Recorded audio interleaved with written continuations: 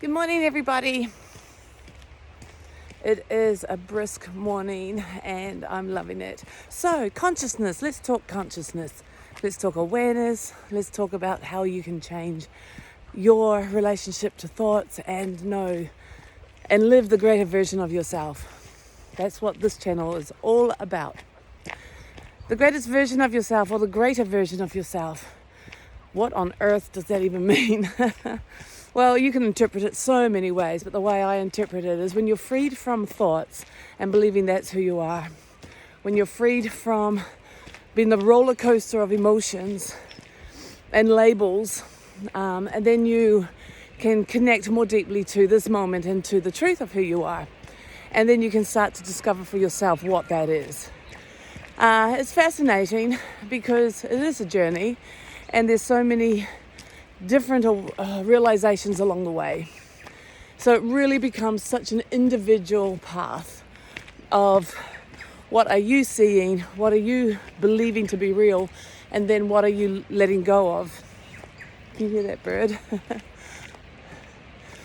So it's not hard, but it's just perhaps incorrect to put it in like a textbook of this is what you will experience and this is what you need to do to transcend it, because it really is your own relationship to the situations, to truth, to emotions, and to letting go.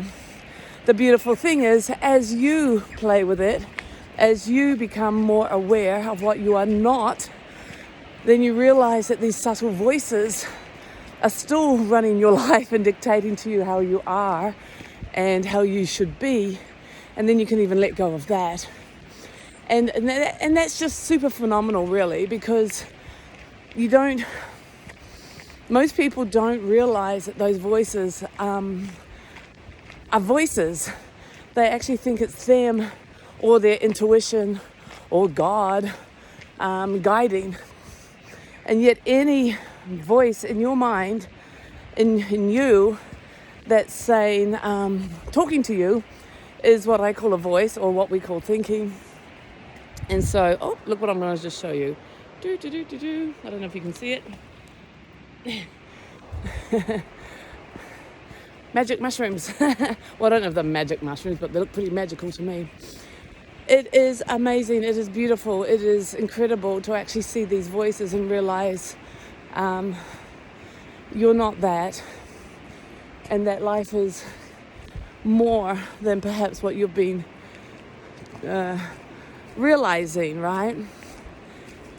So the point of this video today is once again to give you kind of tips or ideas so you can see this for yourself and realize for yourself that those voices are not you.